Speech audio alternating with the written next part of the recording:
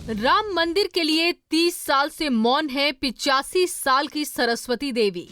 अब रामलला के चरणों में तोड़ेंगी व्रत। पहला शब्द होगा सीताराम। सुनिए राम भक्ति की ये अनोखी गाथा।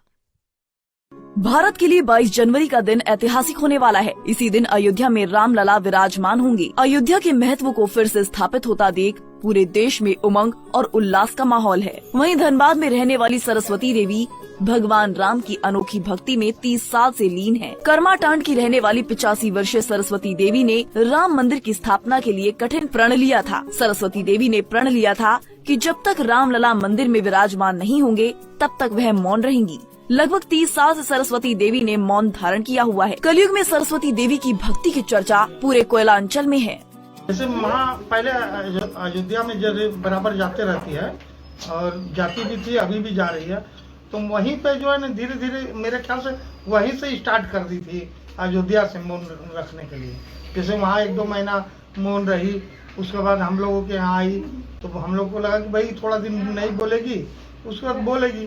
लेकिन धीरे धीरे ऐसा हो गया कि दिन पर दिन निकलता गया और हम लोगों को ऐसा एहसास भी नहीं हुआ और 30 साल बीत गया। इसका रीजन ये है कि ये 30 साल के दरमियान ज्यादातर जो है तीर्थों में ही बिताई है। हम लोगों के हिंदुस्तान में जितने भी तीर्थ है ना, ये करीब सब जाती है।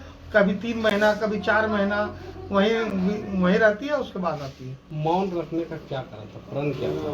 प्रण यही था कि रामलला जो है, जो हम लोगों का विवादित ढांचा था अयोध्या में, वो जिस दिन ढहा दिया गया, उसके बाद इनका संकल्प था कि रामलला बैठे।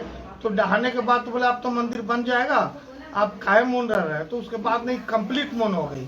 पहले 1-8 घंटा बोलती थी, उसके बाद कंप्लीट मौन होने के बाद इसने कहा कि जब तक मंदिर के अंदर रामलला को हम बैठे विराजमान नहीं देखेंगे तब तक मौन रहेंगे। और आज तक ये मौन ही है।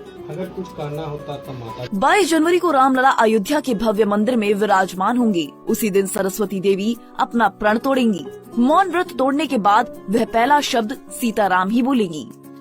तो बताइए ना कि हम सीताराम बोल के अपना मुंह खोलेंगे। तो माता जी ये बोलिए कि 22 को हम ये खोलेंगे। हाँ, लिख के दी हम लोगों को कि मैं 22 तारीख को मुंह खोल लूंगी। तो इस दरमियान में जब रामलला वहाँ विराजमान होंगे अयोध्या में, तो माता जी कहाँ रहेंगी? माँ तो अयोध्या में रहेगी ना। माँ तो 8 तारीख को अयोध्या जा रही है। इनको वहाँ से बुलाया है पत्थर मंदिर के। कोई निमंत्रण आया है? हाँ, मनीष जी महाराज द्वारा, जो पत्थर मंदिर में है, उनके द्वारा इनको बुलाया गया है और ये वही रहेंगी उनके पास। अच्छा, जिस दिन ये रामलला मंदिर का बनने का सुप्रीम कोर्ट से आदेश आया था, उस दिन घर का क्या माहौल था? क्या उस समय माता जी यही थी? हाँ, माता जी हाँ यही, हाँ हम लोगों के पास ही थी। मतलब इनको तो बोलना तो कुछ है नहीं कि बस ताली बजाती और नाचने लगती है। फैसला जब आया था उस समय माँ का क्या था?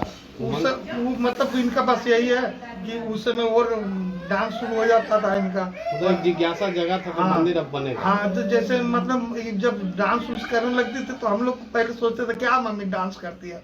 तो हमारे गुरुजी बोले अरे तुम लोग मतलब भक्ति में, हाँ, झूमने लगती थी। तो फिर हमारे गुरुजी एक दिन बोले कि मतलब जो है तुम्हारी माँ अगर जो झूमती है और मतलब भगवान के सामने, तो समझ लो तुम्हारे पितर जो है वो खुश होते हैं। 22 जनवरी को सरस्वती देवी अयोध्या में ही मौजूद रहेंगी। 30 साल तक मौन व्रत रखना कोई आसान का काम नहीं है। यह भगवान राम की भक्ति का ही असर है कि सरस्वती देवी की साधना अब पूरी होने वाली है। पंजाब केसरी टीवी के लिए धनबाद से नीरज कुमार की रिपोर्ट। हमसे जुड़े रहने के लिए हमारे YouTube चैनल को सब्सक्राइब करें और नई वीडियो की नोटिफिकेशन के लिए बेल आइकॉन को दबाएं।